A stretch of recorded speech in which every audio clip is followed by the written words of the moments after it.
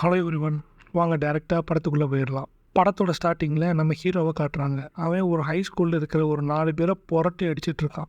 அவன் அடிக்கிறத பார்த்தா அவனுக்கு குங்ஃபு கராத்தே எல்லாம் தெரிஞ்ச மாதிரி தெரியுது. அப்போ அந்த ஸ்கூலில் படிக்கிற 2-3 பொண்ணுங்க நம்ம ஹீரோவையே லுக்கு கொடுத்துக்க. அதுலேயும் ஒரு பொண்ணு நம்ம ஹீரோவை வெறித்தனமாக பார்த்துக்கிட்டு இருக்கு. அதே ஒன் சைடாக லவ் பண்ண ஆரம்பிச்சிச்சுன்னு நினைக்கிறேன். அப்படியே கட் பண்ணால் 2 சின்ன பசங்களுக்கு ஒரு பொண்ணு டியூஷன் எடுத்துகிட்டு இருக்க மாதிரி காட்டுறாங்க. டியூஷன் எடுக்கிற 2 பசங்களுமே ரொம்ப சேட்டாக பண்ண, எப்பா ஏன்டா இந்த வேலைக்கு வந்தோன்ற நிலைமையில அவங்க வீட்டுக்கு போகிறாங்க.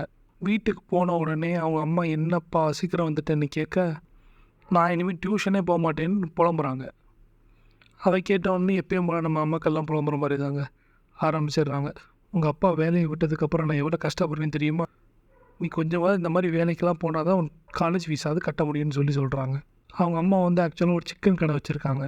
நம்ம ஹீரோயின் கூட அப்பப்போ டெலிவரிலாம் பண்ண போவான். ஹீரோயினோட அம்மா இந்த மாதிரி ஒரு புதுசாக டியூஷன் எடுக்க வர சொல்லியிருக்காங்க. என் ஃப்ரெண்டோட பையன் தான், தயவுசெய்து போய் எடு அப்படின்னு சொல்ல, வேறு வழி இல்லாமல் போகிறாங்க.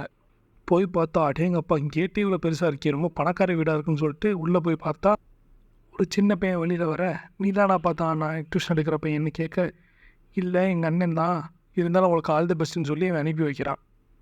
என்னடா இது டியூஷன் எடுக்கிறவன் வந்து நம்மளுக்கு ஆல் த பெஸ்ட் சொல்கிறாங்களேன்னு யோசிச்சுக்கிட்டு உள்ளே போக, ரூமை ஃபுல்லாக சுற்றி பார்க்குறான். அடேங்கப்பா ஒரு பேச்சுலருக்கு எவ்வளோ பெரிய ரூமா, நம்ம ஃபேமிலியோட பெரிய ரூமா இருக்கே அப்படின்னு யோசிச்சுட்டு ஒரு ரூமாக திறந்து பார்க்க, ரெஸ்ட் ரூம் திறந்து பார்த்தா எப்போ ஒரு ஊரே குளிக்கலாம்டான்னு உட்காந்து யோசிச்சுட்டு இருக்கா. அப்போ வெளியில் வந்து ஒரு சத்தம் கேட்டுது. யாரும் உங்களை இதெல்லாம் அரேஞ்ச் பண்ண சொன்னது அப்படின்னு. நம்ம ஹீரோயின் என்னடா அது சத்தம் கேட்குதுன்னு சொல்லிட்டு கதை ஓரமாக காதை வச்சு கேட்டுக்கிட்டு இருக்க, டப்புன்னு கதவை திறக்க ஹீரோயின் மூக்கில் அடிபட்டுருது. உள்ளே வந்தால் நம்ம ஹீரோயின் நேராக வந்து சோஃபாவில் உட்காந்துடுறான். அவன் சொன்ன வார்த்தையே அதுதான், உனக்கு என்ன 21 வயசு தானே, எனக்கு 21 வயசு தான் அப்படின்னு சொல்கிறான். நம்ம ஹீரோயின் எவ்வளோ தும்புறாக பேசுகிறான், அப்படி எந்திரிச்சு போய் சப்புன்னு அடிக்கிற மாதிரி நினச்சி பார்க்குறான். ஆனால் அதான் எதுவும் பண்ண முடியாது, சரி படிக்கலான்னு சொல்லிட்டு டெஸ்கில் வந்து உட்காந்துடுறாங்க. நம்ம ஹீரோ ஹாயாக ஒரு சிகரெட்டை பற்ற வச்சுட்டு பக்கத்தில் வந்து மூஞ்சிலே புகைய விட்றான்.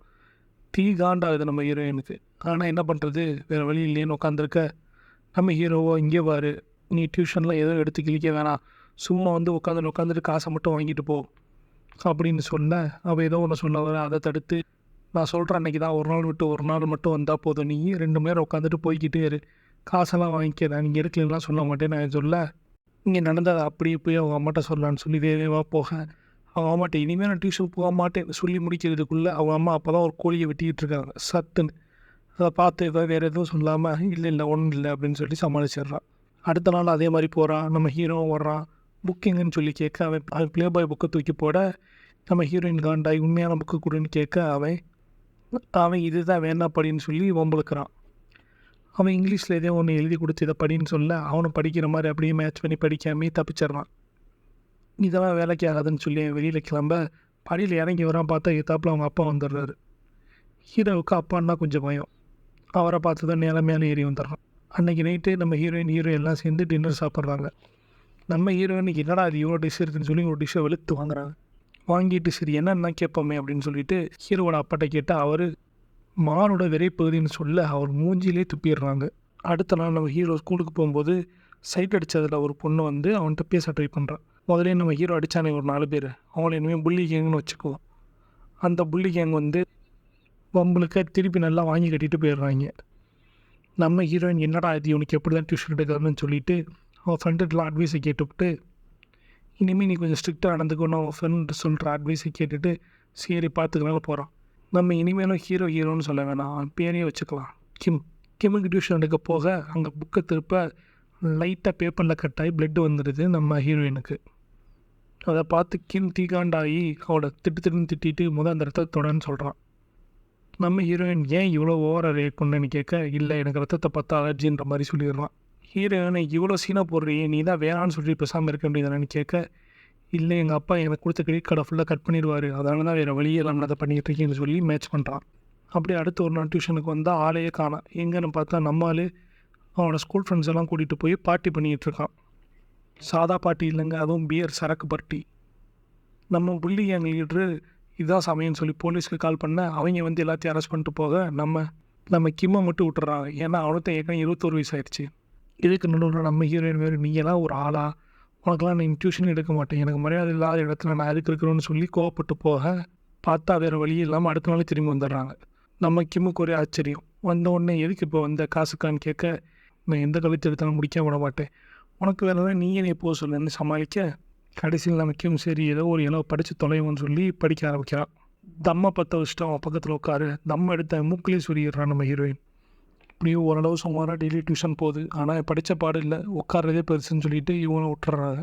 திடீர்னு ஒரு நாள் கிம்மோட ஃபோன் அடிக்க, அதை எடுத்து பேசிட்டு திடீர்னு வெளியில் கிளம்ப, நம்ம ஹீரோயின் நீ எங்கே போகக்கூடாது, டியூஷனில் தான் இருக்கணும்னு சொல்லி பிடிச்சி இழுக்க, அதேமாரி அவன் கிளம்பும்போது அவங்க அப்பா பார்த்துட்றாரு. எங்கே போகிறீங்கன்னு கேட்க, புக்கு ஒன்றுதான்னு சொல்லி சமாளிக்கிறாங்க. நம்ம ஹீரோயினும் கிம்மும் சேர்ந்து நேராக ஒரு இடத்துக்கு போனால், அங்கே நம்ம ஹீரோவை சைட் அடித்தா இல்லை, அவள் வெயிட் பண்ணிகிட்டு இருக்கா. யார் அந்த பொண்ணு பேனை வச்சு உட்காந்துட்டு வரேன்னு சொல்லி அவள் கூட சண்டை போட, நம்ம ஹீரோ நேராக மாடியில் போனால் புள்ளி கேங் ஃபுல்லாக இருக்காங்க. இவனோட ஒரு 2 ஃப்ரெண்ட்ஸை பிடிச்சி வச்சுருக்காங்க. புள்ளி கேங் அடி பொழக்கிறான், ஜம்ப் பண்ணி அடிக்கிறான்னு வச்சுக்கோங்களேன். என்ன தான் நடக்குதுன்னு பார்க்க நம்ம ஹீரோயின் இவன் தவி அடிக்கிறத பார்த்து மிரண்டுறாங்க. சரி ரைட், இனிமேல் நம்ம கொஞ்சம் கவனமாக தான் இருக்கணும்னு சொல்லிட்டு கீழே வர, ஏற்கனவே நம்ம கிம்மோட ஒன் சைடில் அந்த பொண்ணுக்கும் நம்ம ஹீரோயினுக்கும் பஞ்சாயத்து இருக்கும். கிம்முக்கு வந்து ஃபோன் அட்டன் பண்ணி வேணுக்குன்னே அவள் கேர்ள் ஃப்ரெண்ட் மாதிரி பேசி காண்டேற்றி விட்டுருவான். வெளியிலேயே வெயிட் பண்ண நம்ம ஒன் சைடில் அவளை போட்டு அடிச்சு போடுவாள். இது அப்படியே இருக்க, பூல் கேம் விளாட்ற இடத்துக்கு எல்லோரும் போக, அங்கே நம்ம புள்ளி கேங்கு அந்த இடத்துல இருக்கிற லோக்கல் கேங்ஸ்டர்ஸ் ஒரு 2 பேர்கிட்ட போய் ஹெல்ப் கேட்குறான், இந்த மாதிரி இந்த பையனை போட்டு அடிக்கணும்னு. அங்கே போக அங்கே இருக்க 7-8 பேரையும் அடி பொழந்துடுறான். அந்த கேங்கில் இருக்க ஒருத்தவன் டக்குன்னு கத்தி எடுத்து நம்ம கிம்மை லைட்டாக ஒரு பிளேடை போட்டுடுறான். அதையும் வச்சு மேட்ச் பண்ணி எப்படியோ தப்பிச்சு வீட்டுக்கு வர, நம்ம ஹீரோயின் அங்கே வெயிட் பண்ணிக்கிட்டு இருக்கா. இவனை பார்த்து அப்படியே மயக்கம் போட்டு விழுந்துடுறான். அப்புறம் எந்திரிச்சு அந்த ரத்தத்தை பார்த்து எல்லா ஹெல்ப்பும் பண்ணுறான். அப்புறம் போலீஸ் வந்து என்னன்னு என்கொயரின்னு சொல்லி கூட்டிகிட்டு போயிட்டு அதுக்கப்புறம் கடைசியாக ரிலீஸ் பண்ணிடுறாங்க. இதெல்லாம் தெரிஞ்ச கிம்மோட அப்பா, இனிமேல் நீங்கள் எந்த வேலைக்கு ஆகாது, மரியாதையை நீ வெளிநாடே போயிடுன்னு சொல்லி துரத்த பார்க்குறாரு. நம்மளும் ஆஹா நானும் போக மாட்டேன்னு சொல்லி அவர்கிட்ட சண்டை போட, அவர் இவனுக்கு மேலே கராத்துக்கு போனால் கற்றுருப்பார் போல், வாய் மேலேயும் 2 விடுறாரு. நம்ம கிம்மு திருப்பி அடிக்க பார்க்க அதை தடுத்து இன்னும் வாய் மேலேயும் 2 அடிச்சுவிட்டு, இவ்வளோ மெதுவாக அவனை கழுகு சொல்லி தந்தேன், நல்லா அடிக்க தெரியாதான்னு சொல்லி அவனே திட்டுறாரு. இன்னமாடா ஏற்றி பேச, ரைட் அவன் கிரெடிட் கார்டை ஃபுல்லாக கொடுன்னு கேட்க, நம்ம போய் நேராக காலிலே விழுந்துடுறான். நீ எங்கே விழுந்தாலும் இதுதான்டா உன் நிலைமைன்னு சொல்லி அவங்க அப்பா கூட வேலை பார்க்குறவங்களாம் கூப்பிட்டு அவன் மேலே தலையில் தொங்க விட்டு இருக்கிற எல்லா காசு கார்டு எல்லாத்தையும் பிடுங்கி வெளியே அனுப்பி விட்டுறாங்க. கொஞ்ச நாள் ஆகுது. திடீர்னு பார்த்தா அந்த பையனோட அம்மா நம்ம ஹீரோயினோட அம்மாட்ட வந்து புலம்புறாங்க, அந்த பையனை 1 வாரமாக வீட்டுக்கு ஆளையே காணான்னு. நம்ம ஹீரோயினும் டெய்லி போய் அங்கே உட்காந்துட்டு வர்றாங்க டியூஷனில். ஆனால் அவன் வரவே இல்லை. ஒரு நாள் ஹீரோ அவங்க வீட்டுக்கு வந்து ஃபோனை ஆன் பண்ணி பார்த்தா டெய்லி மெசேஜ், நம்ம ஹீரோயின் தான், எப்போ வருவேன், எங்கே இருக்க, என்ன சாப்பிட்டேன்ற மாதிரி. சரி போய் தொலைதுன்னு கால் பண்ண, அந்த டைமில் காலை பேசிவிட்டு ஹீரோயின் ஏற்கனவே இந்த வீட்டுக்கு தான் வர்றாங்க. அவங்க 2 பேரும் பார்த்துட்றாங்க. பார்த்த உடனே நம்ம கிம்மை நம்ம ஹீரோயின் பிடிக்க, அவங்க அப்பா அம்மாவும் பார்த்து என்ன தாண்டா வேணும், இப்போ என்ன தாண்டா பண்ண போகிறேன்னு சொல்லி ஒரு பஞ்சாயத்தை கொட்டிடுறாங்க. அதில் நம்ம ஹீரோ, நான் அமெரிக்காலாம் போக மாட்டேன், ஏன்னா அடுத்த டெஸ்ட்டில் நான் 50% மேலே எடுத்துக்காட்டேன்னு ஒரு சவாலை விட்றான். நம்ம ஹீரோயினுக்கு அள்ளி விட்டுருது. அவள் எதுவும் சொல்லாமல் வேறு ஏதோ சமாளித்து அவன் இஷ்டத்துக்கு கொடுங்க அது இதுன்னு. ஆனால் எதுவும் ஒர்க் அவுட் ஆகலை. 50% மேலே எடுப்பேன்னு சொன்னோடனே அவங்க அப்பாவும் சரி பார்ப்போன்றாரு. தனியாக வந்தால் திட்டி தீக்குறா நம்ம ஹீரோயின் கிம்மை. ஏன்டா இப்போ நீ 8 மார்க் தாண்டா எடுக்கிற, எப்போ 50% எடுக்க முடியும் நீ கேட்க, அதெல்லாம் இல்லை நான் எடுத்துக்கலாம் பார்த்துக்கலாம் நான் வேணும்னு சொல்ல, நீ மட்டும் 50% எடு, உங்கள் ஸ்கூலில் நடக்கிற கல்ச்சரல்ஸ்னால் நானே வந்து டான்ஸ் ஆடுறேன்னு அவள் சவால் விடுறான். நம்ம பையனும் சீரியஸாக எடுத்துக்கிட்டு இதை முடிச்சு ஆகணும்னு சொல்லி ஒரு பிளானை போடுறான். அவன் கூட படிக்கிற ஒரு 10 பேரை பிடிச்சி அவங்களுக்கு தேவையானதெல்லாம் கொடுத்து, ஆளுக்கு 100 கொஷின் ரெடி பண்ணுங்கடா, ஒவ்வொரு சப்ஜெக்ட்லேயும் கரெக்டாக வந்து எனக்கு கொடுத்துருங்க, அதில் 50வது எக்ஸாமில் வரணும், இல்லைன்னா அவ்வளோதான்னு சொல்லி அவனை ப்ரிப்பேர் பண்ண சொல்லி அதை மட்டும் படிக்க ஆரம்பிக்கிறான். ஸ்கூல்லேயே உட்காந்து தம்மா போடுறான் படிக்கிறான். ரிசல்ட்டும் வந்துடுது. தலைவன் கரெக்டாக 50.1%. நம்ம ஹீரோயினால் நம்பவே முடியல. எந்தளவு பதாரணாங்கன்னா அந்த மார்க் ஷீட்டை பேசாமல் கழிச்சு முடிங்கன்னு அப்போ தான் யாருக்கும் தெரியாதுன்ற அளவு. சரி இப்போ என்ன தான் பண்ணுறது, தப்பு செய்யலான்னு சொல்லி அவன்கிட்டையும் கெஞ்ச, இல்லை நான் ஆடலைன்னு, இல்லை நீ ஆடியே ஆடணும்னு சொல்லி ஏற்றி விட்றான் ஸ்டேஜில் நம்ம ஹீரோ. அவள் ஸ்டார்டிங்கில் ஆடுறா, எல்லாம் என்னடா இதுன்னு பார்க்குறாங்க. அடுத்தவ கொஞ்சம் கொஞ்சமாக ஆட ஆஹான்னு எல்லாம் ஜாலியாகி அவங்களும் சேர்ந்து என்ஜாய் பண்ண ஆரம்பிச்சிடுறாங்க.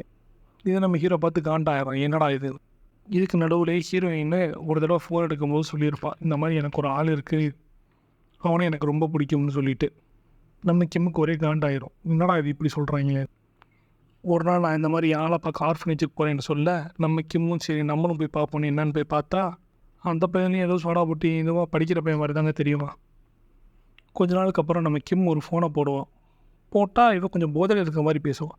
என்ன நீ எங்கே இருக்கேன்னு கேட்டால், நான் குடிச்சிக்கிட்டு இருக்கேன். அவன் சொல்ல, உனக்கு குடிக்கிற பழக்கமெல்லாம் இருக்கான்னு நேராக ஸ்பாட்டுக்கு போயிடுறான். அப்புறம் தான் தெரியுது அவனை அந்த பையன் கழட்டி விட்டுட்டான்னு.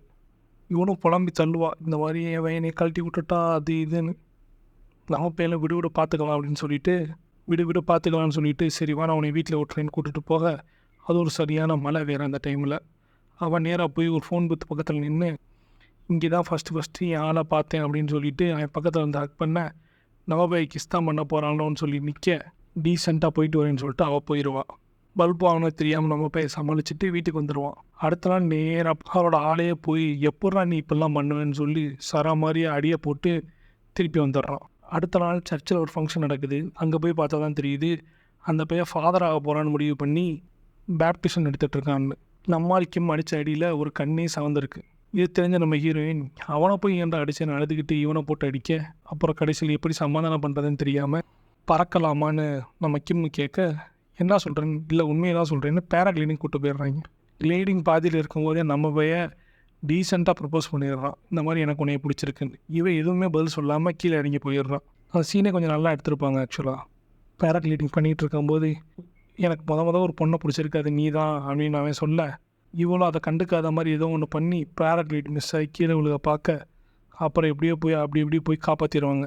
அடுத்த நாள் எப்பயும் ஒரு டியூஷனில் உட்கார்ற, நீ ஒழுங்காக படி, ஒழுங்காக பாரு, நல்லபடியாக உன் வாழ்க்கையை அமைஞ்சிக்க, நான் உனக்கு ஒரு நல்ல டீச்சராக தானே இருந்தேன் அவள் கேட்க, இப்போ என்ன நீ எனக்கு டீச்சர் மட்டும்தானே என்ன சொல்லி காட்டுறியா, எனக்கு புரியுது அப்படின்னு நம்ம கிம் சொல்கிறான். அவள் எதுவும் சொல்லாமல் புக்கை திருப்ப ஒரு பேப்பர் அவள் நீ நகத்தை லைட்டாக கட் பண்ணி ரத்த வர ஆரம்பிச்சிருது. அதை பார்த்து நம்ம கிம் எதுவுமே தயங்காமல் டக்குன்னு வேலை எடுத்து வாயில் வச்சு சரி பண்ணுறான். அங்கே கட் பண்ணால் அப்படியே 2 பேரும் ஒரு ஃபெஸ்டிவல் போகிறாங்க. சும்மா ஜாலியாக பேசிட்டு போய்கிட்டு இருக்கும்போது நம்ம ஹீரோனோட ஃப்ரெண்டு 2 பேர் வரவே, யார் இது உன் பாய் ஃப்ரெண்டாக டேட்டிங் வந்திருக்கீங்களான்னு கேட்க, இல்லை நான் சொன்ன மோசமான ஸ்டூடெண்ட் இவன் தான் அப்படின்னு நம்ம ஹீரோயின் சொல்ல, ஓ அப்படியா அப்போ ஸ்டூடெண்ட்டு இப்போ டேட் பண்ணுறீங்க நான் கேட்க, ஹைஸ்கூல் படிக்கிற பையனை போய் நான் டேட் பண்ண வரான்னு டபக்குன்னு சொல்லிடுறான். நம்ம கிம் ஏற்கனவே இவர்கிட்ட கொடுக்கறதுக்கு ஒரு செயினை வேறு கிஃப்ட்டு கொண்டு வந்திருப்பாப்புல. இதை கேட்டோடனே மனசு உடஞ்சு போயிடுவாப்புல. அந்த கிஃப்ட்டை நேரடியாக எடுத்து அவள்கிட்டே கொடுத்துட்டு இதை உனக்கு தான் வாங்கினேன் இந்த அப்படின்னு சொல்லி கிம் கொடுக்க, நம்ம ஹீரோயினோ இது நான் வாங்கினேன்னா இது என்னோடதுமே கிடையாது, நான் உனக்காக வாங்கினது தான், உனக்கு வேணான்னா எனக்கு வேணான்னு சொல்லி தண்ணியில் போட்டு போயிடுறான். கொஞ்ச நாள் அப்படியே போயிடுது. அடுத்த ஒரு நாள் நம்ம சிக்கன் டெலிவரி பண்ண போகும்போது திடீர்னு நம்ம புள்ளி கேங் வழி மறைச்சி அவளை பிடிச்சி வச்சுக்கிட்டு நம்ம கிம்முக்கு ஃபோன் பண்ணி இந்த மாதிரி இங்கே உடனே இங்கே வான்னு சொல்லி கூப்பிட, நம்ம கிம்மு அவசரமாக கிளம்பி வர பார்க்குறாரு. நம்ம ஹீரோயின் அங்கேருந்து தப்பிச்சு திருப்பி போய் ஒன் சைடில் அவர்கிட்ட மாட்டிக்கிறா. அவள் இவன் மேலே இருந்த காண்டில் இவ கொண்டது சிக்கனை ஃபுல்லாக எடுத்து கீழே போட, காண்டில் நம்ம ஹீரோயின் பலார்னு வைக்கிறா. நம்ம புள்ளி கேங்கை பின்தொடர்ந்து வந்து அவனை பிடிச்சிடுறாங்க. ஹீரோ வர்றான். பூல் டேபிளில் நம்ம ஹீரோ ஏற்கனவே ஒருத்தவனை அடித்தான் இல்லையா, ஒரு கேங்கில் ஒருத்தவன், அவன் அவங்க கேங்கு பாஸ் 3 பேரை கூப்பிட்டு வந்துடுறான் இவனை அடிக்கிறதுக்கு. அவங்க பார்க்க கடா மாதிரி இருக்காங்க. இதை தெரிஞ்சுட்டு நம்ம ஹீரோ நம்ம ஹீரோயினை கூட்டிகிட்டு ஓட பார்க்குறான்.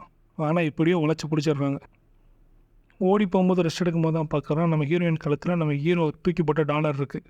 அதை பார்த்துட்டு இந்த டாலர் உனக்கு ரொம்ப அழகாக இருக்குது, யார் கொடுத்ததுன்னு எனக்குமே கேட்க அவள் எதுவுமே சொல்லலை. நீ எனக்கு ஃபோன் பண்ணுவேன் நான் எதிர்பார்த்தேன்னு நம்ம ஹீரோ சொல்ல, அதுக்குள்ளேயும் நம்ம வில்லன் கேங்லாம் வந்துடுறாங்க. சரியான ஃபைட்னு வச்சுக்கோங்களேன். நம்ம ஹீரோவை புரட்டி எழுதுறாங்க. அவனை எப்படியும் மேட்ச் பண்ணி 2 பேரும் அடிச்சிடுறான். 3ஆவதாக வந்திருக்கேன் புரூஸ்லியோட சித்தப்பா பையன் போல். அவன் எப்போ காட்டுத்தனமாக சண்டை போடுறான். ஹீரோவை பரட்டி அடிச்சு போடுறான். இதில் நடுவில் அந்த ஒன் சைடில் வர வேறு, உனக்கு என்ன பிடிக்குமா அவ்வளோ பிடிக்குமா, என்ன பிடிக்குமா அவ்வளோ பிடிக்குமான்னு நம்ம ஹீரோ மூஞ்சியில் அடித்த மாதிரி எனக்கு ஹீரோயினை தான் பிடிக்கும்னு சொல்லிடுறான். அவள் அழுதுகிட்டே அந்த சைடு போயிடுறான்.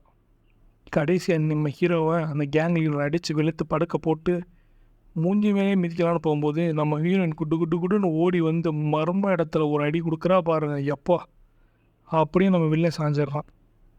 நம்ம டெலிவரி பைக் எடுத்துகிட்டு நம்ம ஹீரோயினை அந்த இடத்த விட்டு எஸ்கேப்பு. நம்ம புள்ளி எங்கள் பையன் அங்கேருந்து கத்துறான், தயவுசெய்து ஸ்கூல் மாறிடுறா. அங்கே கட் பண்ணால் நம்ம ஹீரோயின் திருப்பி யாருக்கும் டியூஷன் எடுத்துகிட்டு இருக்காங்க. ஒழுங்காக உட்காருன்னு சொல்ல அந்த பையன் அதெல்லாம் முடியாதுன்னு சொல்ல ஒரு கால் மட்டும் வந்து டங்குன்னு அவன் அடிக்குது. யாருன்னு பார்த்தா நம்ம ஹீரோ ஒரு ஸ்மைல் பண்ண, அதை பார்த்துட்டு ஹீரோயின் ஒரு ஸ்மைல் பண்ண, அப்படியே முடியுது மை டியூட்டர் ஃப்ரெண்ட். இந்த மூவி உங்களுக்கு பிடிச்சிருக்குன்னு நினைக்கிறேன். கண்டிப்பாக லைக் பண்ணுங்கள், சப்ஸ்கிரைப் பண்ணுங்கள், ஷேர் பண்ணுங்கள். மித்த வீடியோஸும் செக் அவுட் பண்ணி பாருங்கள். தேங்க்யூ.